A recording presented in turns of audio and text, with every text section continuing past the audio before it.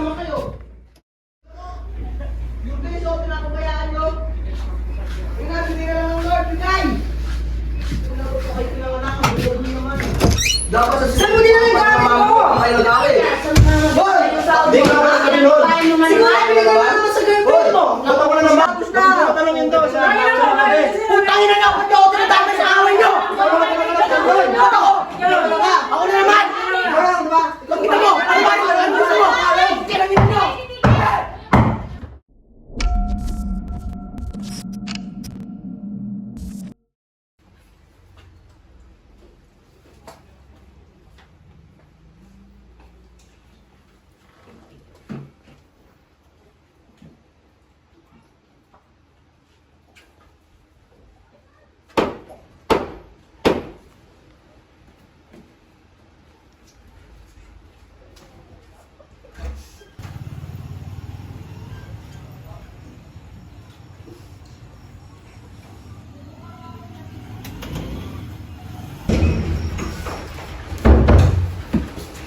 Wala namang tao. Kumain na lang kayo, huwag na lang pansinin.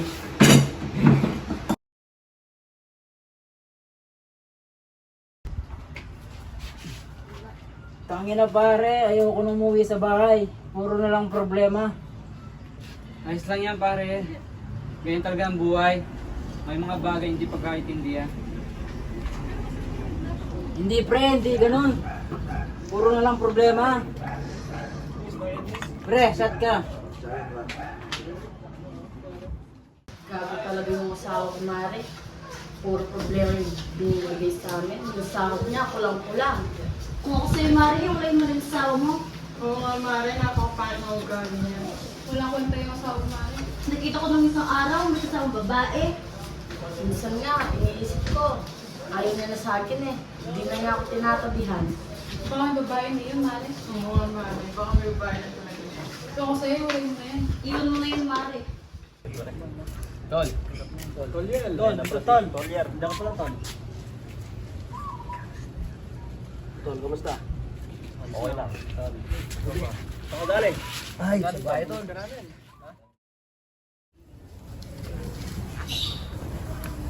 Type mo ngayon tol ah. Tangin na tol, may problema sa bahay. Nag-aaway-aaway na naman sila doon. Sama ka na lang sa amin tol. Yun nga yung gusto ko tol eh. Gusto ko na rin umalis sa bahay namin. Trabaho na lang tayo sa Cavite. Umalis ka na lang sa bahay na magulo na yan. Mga Tol. Gusto ko nga rin yun tol eh. Ano ba, may pagkakakitaan ba doon?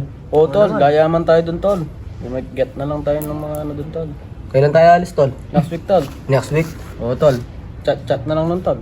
Sige. Tara tol, basketball muna tayo. Tara tol. Tara.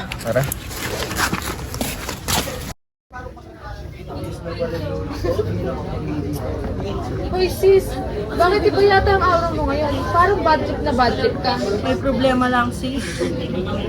Bakit? Na paano ba?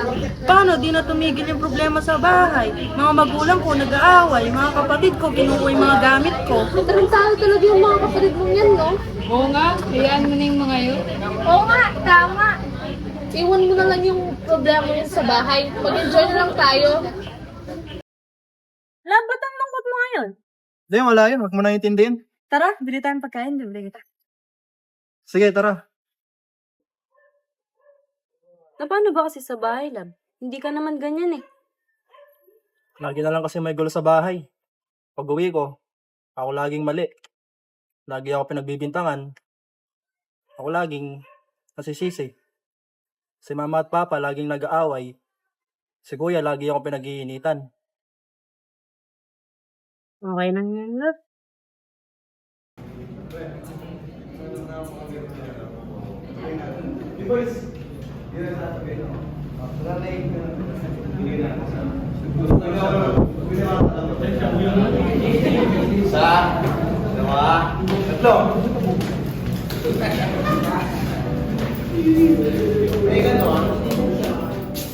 Sa buhay natin na puno ng sakit, ang daming kirot at mga hinanakit, punong-puno ng mga pagsubok, nasa puso natin ay tumutusok.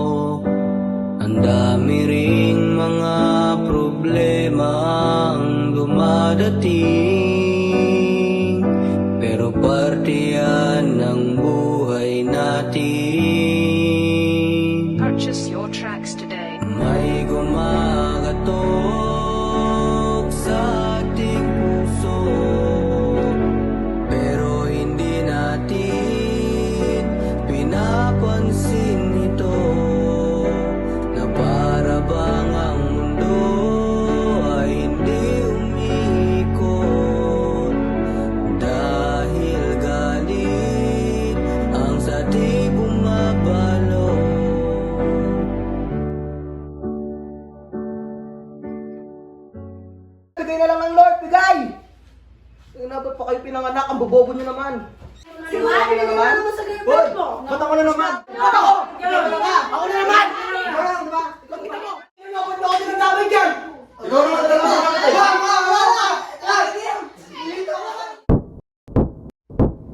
Yung piso! Naglaro pa kayo, yung mga bobo din naman kayo. Yung piso, pinapabayaan nyo. Tingnan, hindi ka lang ng Lord, bigay! Wala ko pa kayo pinanganak, ang bobo nyo naman. Dapat sa Saan mo dinala yung gamit ko? kayo dami. Hoy! Di ka naman nagsabi nun. Sinungaling ka naman sa girlfriend mo. Ba't ako na naman? Tapos na. Tanongin daw siya. Putangin na lang, ba't niyo ako tinatapos sa away niyo? Ba't ako? Ako na naman! Ikaw na, di ba? Ikaw kita mo! Ano ba?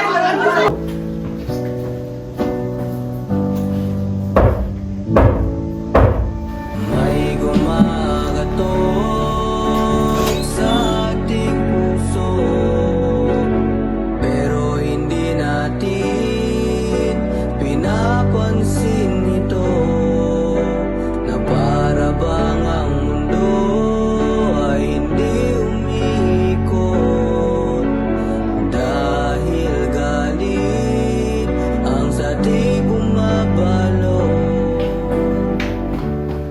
Tingnan niyo to.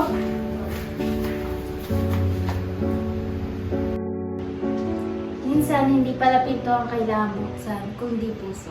Ang gumagatok sa ating puso ay hindi tao, kundi ang ating Diyos. At sa ating mundo, siyang nagpapaikot, dahil presensya niya sa ating bumabalo. Sa ating bumabalo.